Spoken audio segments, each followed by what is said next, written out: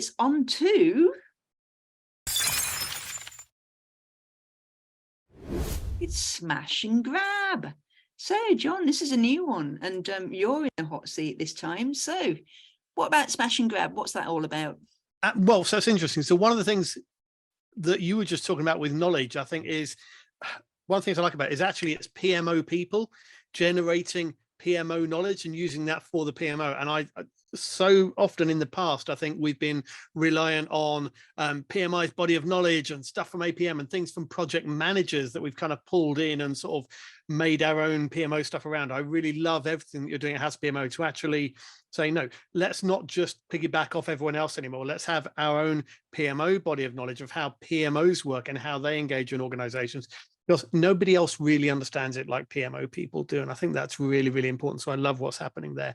That said, we now have a segment called Smash and Grab, which is doing completely the opposite, where we are not building our own knowledge. We are shamelessly breaking into somebody else's area and stealing what they've done before, because there's a lot of good ideas out there that we can use in our world as well.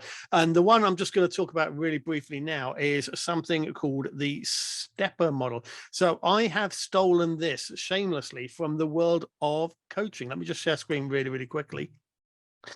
This is kind of what it looks like. It's STEPPA, sometimes with 2 Ps, sometimes with 3 Ps, depending on who's talking about it. But it's a model that is used in coaching for getting somebody to a plan.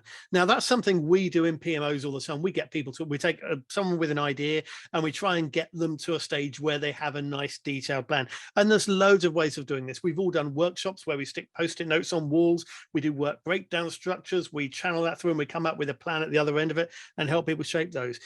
What I liked about this model and what it's made me think about a lot more is they put this word in here, emotion, at this middle stage. And not only have they put it there, actually, when they talk about the model and when they suggest a path through the model, they put it all the way through front and center.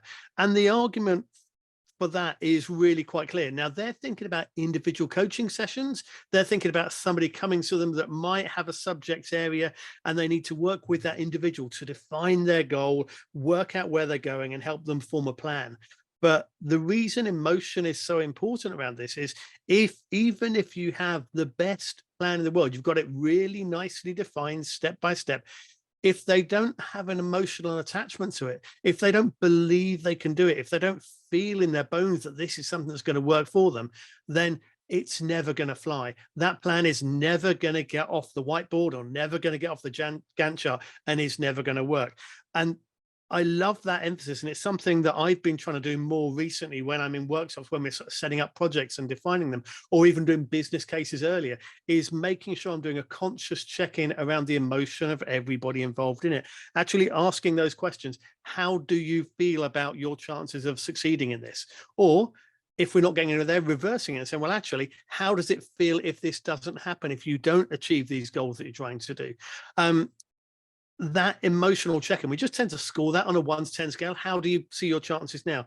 If you're not feeling it, if you're not feeling confident in doing it, then your emotional attachment to it is too low. And we need to go through again, going back to why we're doing it, what the subject is, where we want to be going with it. Maybe we need to change direction a little bit, but we keep refining and refining until we get that buy-in and the passion and emotion behind it. Because so often with projects, you'll find that it's the emotion and the passion and the engagement are the things that count, often far more than the plan and the documentation that we have on paper. So yeah, that was just one from me that I shamelessly stole from the wonderful world of coaching, and I'm using in the PMO space. If anyone wants to find out more about that one, on Hot PMO's website, we've got a growing collection of management models there that we tend to use and share. You won't find this one there, so don't get too excited until after the weekend, because it's in QA at the moment. But rock back there on Monday and you'll be able to see this added to all the other models that we've got there, and it'll break it down a bit more detail on how you can use it as well. Yeah, it's super duper. I really like that smash and grab idea. Hopefully other people do as well. And there's so much stuff that's out there that is not within our field that is going to be really useful. So I look forward to seeing where we can steal with zeal, as we say, don't we, Eileen? Indeed. Absolutely. I'm shameless. Steal everything. Excellent. Okay, so let's move on. Thanks, John.